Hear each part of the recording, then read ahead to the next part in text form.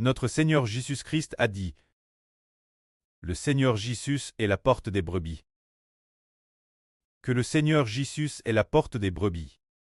Tous ceux qui entrent par cette porte auront de quoi pâtre et auront de l'eau boire.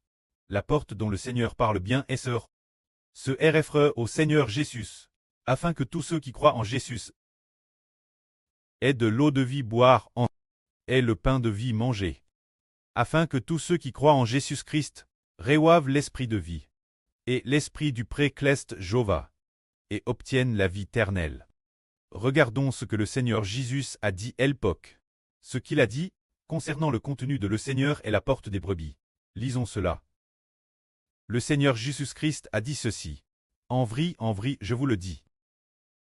Celui qui n'entre pas par la porte dans la bergerie, mais y monte par ailleurs, celui est un voleur et un brigand, mais celui qui entre par la porte est le berger des brebis.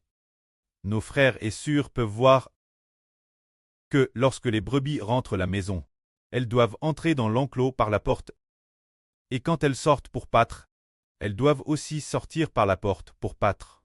Alors le Seigneur Christ dit, toutes les brebis. Si tous les hommes, lorsqu'ils paissent le troupeau, s'ils n'entrent pas dans la bergerie par la porte, s'ils y montent par ailleurs, alors c'est un brigand. Que signifie la porte ici? La porte se RFRE Jésus-Christ. Tous les bergers qui ne disent pas aux gens de croire en Jésus, mais qui disent aux gens de soigner de Jésus, alors celui-là est un brigand et un voleur.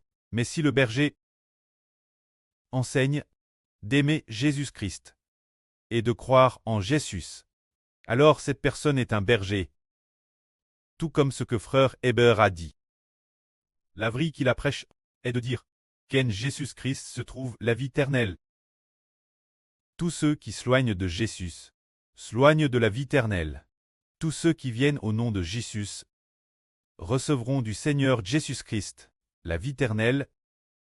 Frère Heber est manifestement un berger et aussi un fils du Seigneur, car l'Esprit du Seigneur est aussi en frère Heber. C'est pourquoi toute la vie dont parle frère Heber ne s'éloignera certainement pas du Seigneur Jésus. Tout ce qu'il dit est pour que les brebis puissent entrer par cette porte étroite du Seigneur Christ. Autrefois, le Seigneur Jésus-Christ a dit ceci. Entrez par la porte étroite, car la porte qui mène la vie est étroite.